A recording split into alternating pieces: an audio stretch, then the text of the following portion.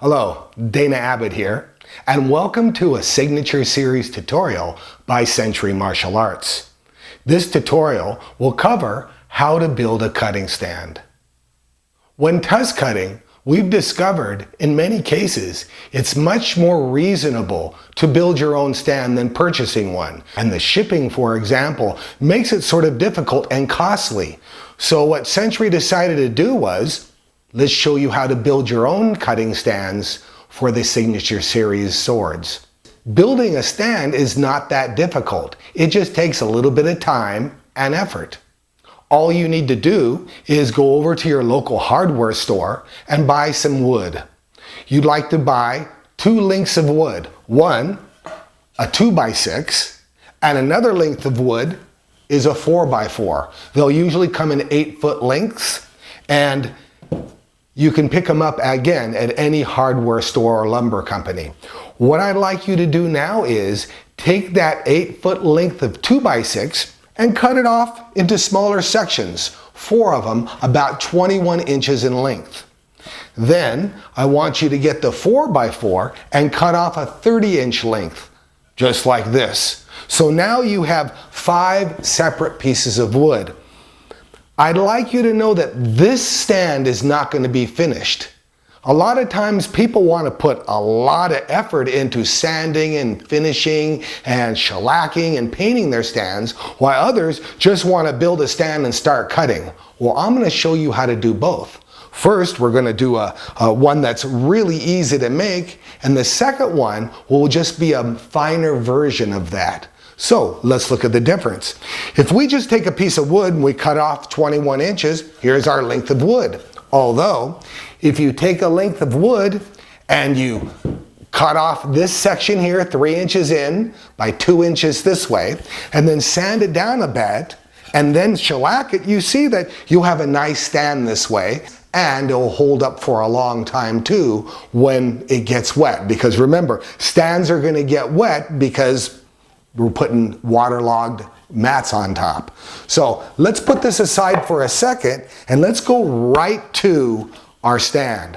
What I want us to do is, I want us to get the length of wood, the 4x4 30-inch length, and I want us to put it just there in the middle. Then we're going to put the legs around it this way.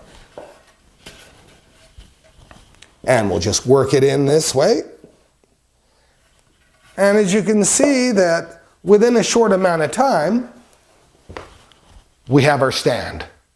Looking at this stand, it's very strong.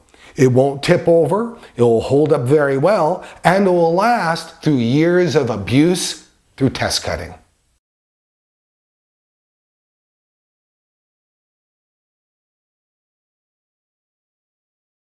Now that we know what the stand will basically look like, let's start putting this together.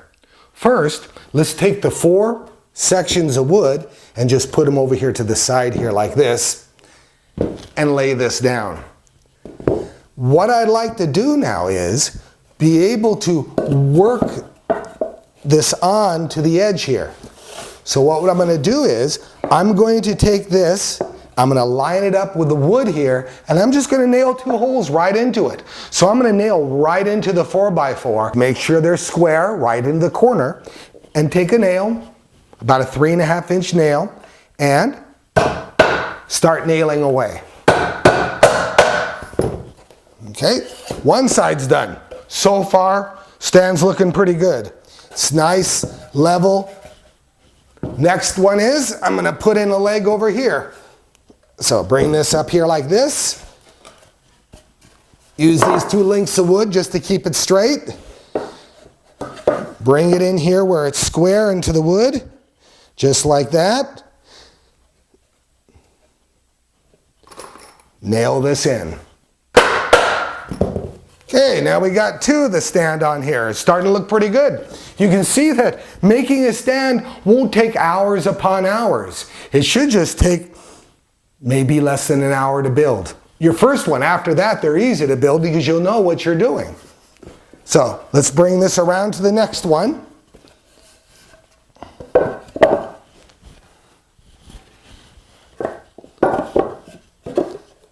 Okay, I'm going to make this square here. Hold that in place with my fingers.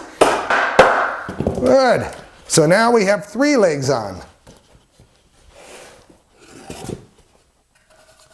Let's set this up for the 4th leg.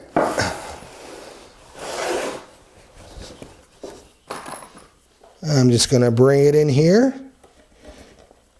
Use my body, my weight against this. Set it in nice and straight.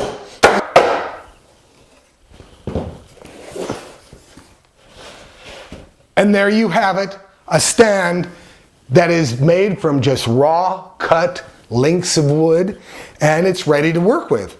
What we have to do next is, after these are set in, you'll use 2 nails on the side and nail that into the 4x4, and then you'll take another 1 or 2 nails and you'll nail that into the other 2x6, just to make sure it just holds extra well.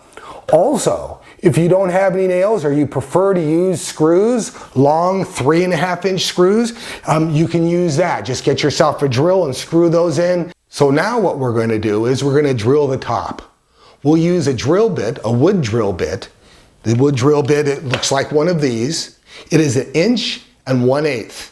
It is a little big here for the dowel, but we're going to put an insert in there so when it becomes waterlogged, you can easily pull the dowel in and out. So at the very beginning, I want us to drill a hole right down the center. So center tap it just to make sure the drill stays in the center. And then what I'd like you to do is just start drilling your way down about 4 inches, which offers a nice snug length to hold a wooden dowel. After you've finished drilling this out, then I want you to put the insert in. It's just a 3/4 inch 40 schedule PVC pipe. And here it is. What this does is it allows me to put this down in here. And it might be a little loose, that's okay. You might want to put putty around the edges if you choose to, but this will make it a point to make sure that you don't drill down at an angle. A lot of people have a hard time drilling straight. This little piece of PVC that's set down in here will make sure that the dowel, if ever broken or waterlogged or becomes compromised, it won't break down in the wood and you can easily take it out. And that's very, very important, especially if you're doing a lot of test cutting and everything's starting to get waterlogged, because wood expands and you'll find out that the loose fitting pieces are now almost glued together until it dries out. So remember that. This stand is ready to go. Looking at this next well-sanded and polished stand, the pieces are all ready to go here. This one, instead of using nails, I'm going to start using wood screws. And the main reason why is, in my line of work where I do lots of test cutting, sometimes I need these to travel with. So I can use screws and bolts to take these apart and travel with them.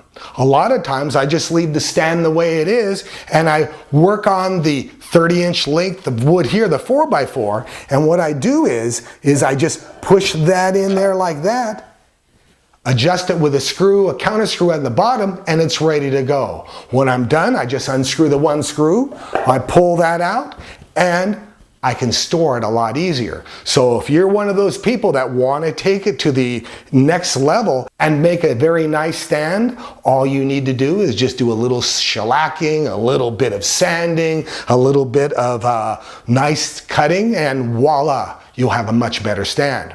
This one here though, instead of going right into this wood with the screws or the nails, I'm going to take this screw and I'm just going to insert it right into the wood and screw these 2x6s together, just in this pattern here. So after this pattern and these are screwed in here and it's very, very tight, I can easily take this in and out and do my test cutting at any time. Later, after you've made a few different stands, you'll probably want to go after a heavier one because you'll know how to make them. I use 4x6 wood on these, basically because I like a good, strong, heavy stand, especially when I'm dealing with lots of students.